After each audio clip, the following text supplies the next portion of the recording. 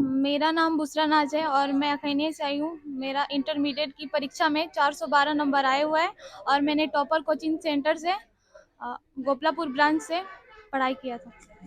और ये जो है, हाँ, आर्ट्स फैकल्टी से पढ़ी हुई हैं गोपलापुर ब्रांच में। और इनका जो है नाम जो है, क्या नाम है? बुसरा नाज। हाँ, बूसरा नाज इनका नाम है। अखैनिया से बिलोंग करती हैं। 412 नंबर आया हुआ है, ठीक है ना। और इनके पिताजी जो है खुद जो है हाई स्कूल के शिक्षक हैं, सरकारी टीचर हैं। और एक जो है बहुत बड़े जो है अपने क्षेत्र के जो है, मतलब शिक्षा के क्षेत्र में जो है बहुत बड़ा जो है इनके पिताजी का योगदान भी है। और अपने क्षेत्र में जो है प्रतिष्ठित व्यक्ति भी हैं। उनके परिवार से बिलोंग करती हैं। और इनका जो है इस संस्थान की तरफ से जो है साइकिल मिलने वाला है। सबसे पहले जो है आप बच्चे बताइए, आपको किस सब्जेक्ट में, आर्ट्स में जो है कौन से सब्जेक्ट में कितना नंबर मिला हुआ है? हिस्ट्री में 95 आया हाँ, और पॉलिटिकल में 87 हाँ, और हिंदी में 80 और साइकोलॉजी में 79 और उर्दू में 71। हिस्ट्री में जो है इनका जो है 95 नंबर है, ठीक है ना। और साइकोलॉजी में जो है 79 है ना। और किस सब्जेक्ट में कितना नंबर है? पॉलिटिकल साइंस में 87। पॉलिटिकल साइंस में 87 है, ठीक है ना। और हिंदी में कितना नंबर है आपका? हिंदी में 80 नंबर है, ठीक है ना। और इंग्लिश में कितना नंबर है? इंग्लिश मेरा नहीं था। अच्छा, इंग्लिश नंबर इनका नहीं था, इंग्लिश की जगह पर उर्दू था। तो उर्दू में कितना नंबर था आपका? 70। उर्दू में 71 नंबर आया हुआ है, ठीक है ना। तो बताइए, आपका जो है हिस्ट्री में और साइकोलॉजी में जो है दोनों में लगभग जो है 90 के करीब में है। हिस्ट्री में तो 90, पॉलिटिकल साइंस और पॉलिटिकल साइंस में भी जो है 87 है। तो आप पहले बताइए, हिस्ट्री में जो है कैसे आप तैयारी की थी कि आपका नंबर जो है 95 नंबर है? इसके बारे में बच्चों को गाइडलाइन कीजिए। जो बच्चे आर्ट्स में पढ़ रहे हैं इस समय, वो सोच रहे होंगे कि हम बिहार टॉपर बनने हैं, और बिहार टॉपर बनने के लिए हर सब्जेक्ट में 95 प्लस नंबर चाहिए, ठीक है ना। तो इनको गाइडलाइन कीजिए कि बच्चे हिस्ट्री में कैसे पढ़ाई करें कि इनको जो है हिस्ट्री में भी 95 प्लस नंबर मिले। थोड़ा सा बताइए। ज़्यादा कुछ पढ़ाई तो नहीं करना है, बस 50 का ऑब्जेक्टिव है, 50 का सब्जेक्टिव है, दोनों पे इक्वल लेके चलना है। और ऑब्जेक्टिव आपका प्रॉपर अगर तैयार हो जाता है तो सब्जेक्टिव पर पूरा फोकस कीजिए।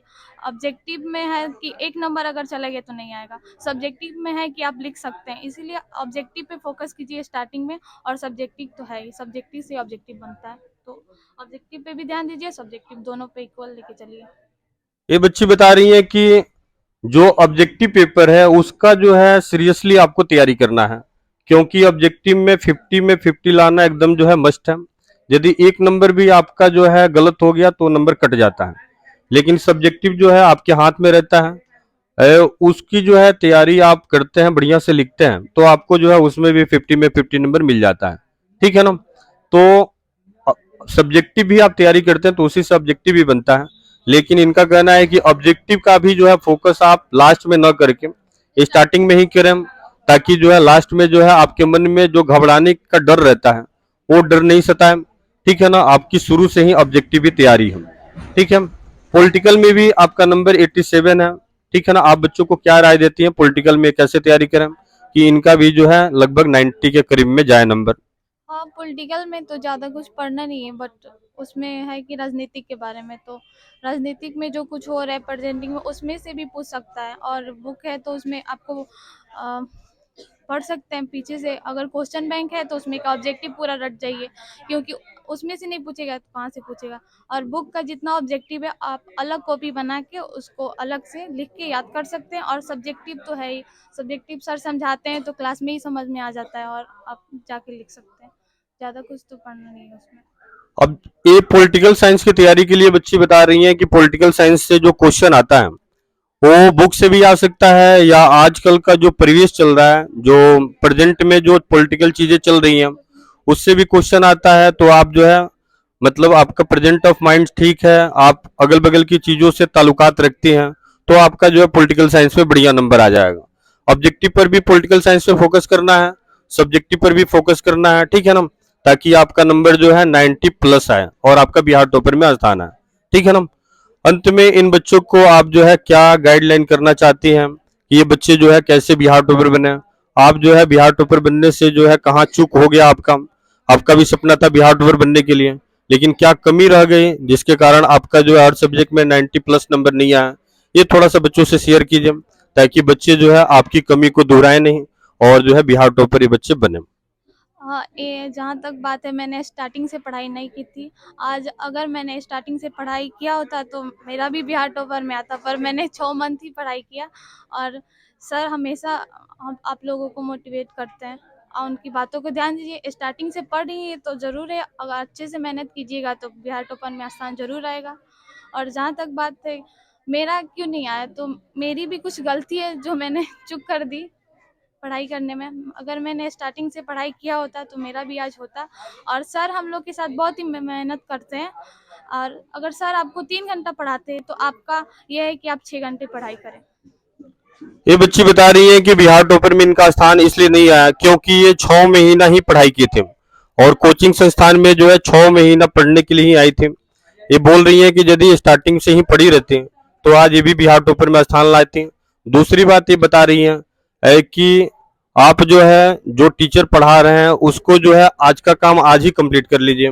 उसको लास्ट में कंप्लीट करने की आदत को आपके मन में जो बैठा हुआ है कि परीक्षा रहेगा 1 महीना पहले हम जी जान कर देंगे, तब हम मतलब रिजल्ट निकलेगा, लेकिन बिहार टॉपर आप नहीं ला सकते हैं।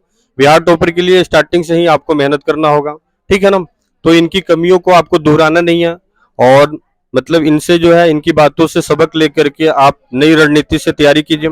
आपका निश्चित रूप से बिहार टॉपर में स्थान आएगा, ठीक है। अंत में आप जो है ये बताइए इन बच्चों को कि मतलब आप जो है क्या चाहती है, मतलब जीवन का आपका उद्देश्य क्या है। आप इतना बढ़िया नंबर लाई हैं, कोचिंग संस्थान से साइकिल लेकर जा रही हैं।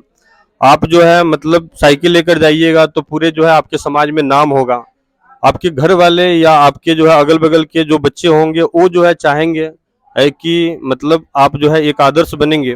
तो आप जीवन में मान लीजिए कि मतलब उन बच्चों को जो है क्या सबक देना चाहती हैं, क्या बन करके जो है समाज में अपना नाम रोशन करना चाहती हैं। थोड़ा सा इन बच्चों से अपना एम भी बताइए, ठीक है ना, और उसके लिए रणनीति बताइए। मैं आईएएस बनना चाहती हूँ और देश की सेवा करना चाहती हूँ। समाज में बहुत ऐसे कुरीतियाँ उसको दूर करना चाहती हूँ। बहुत ऐसे मतलब है जो समाज में बहुत सारे अभी भी है जो लड़कियों को बोलते हैं कि नहीं बन सकती, ऐसे नहीं कर सकती। नहीं, लड़कियों के पास उतना जज्बा है कि वो कर सकती है, आगे बढ़ सकती है। ऐसा नहीं है कि नहीं कर सकती। और आप लोग को मेरा यही रहेगा कि आप लोग अच्छे से पढ़ाई करें और आगे बढ़ें। सर सर का नाम रोशन करें।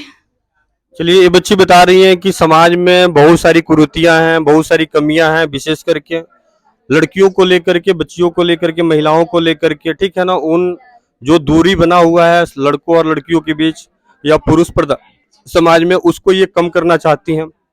लड़कियों को, स्त्रियों को एक नई दिशा देना चाहती हैं। आईएएस बन करके, कलेक्टर बन करके ये समाज की सेवा करना चाहती हैं। चलिए, ये हमारे संस्था में आए, ठीक है ना। फिर एक बार जो है इन दोनों बच्चियों का जोड़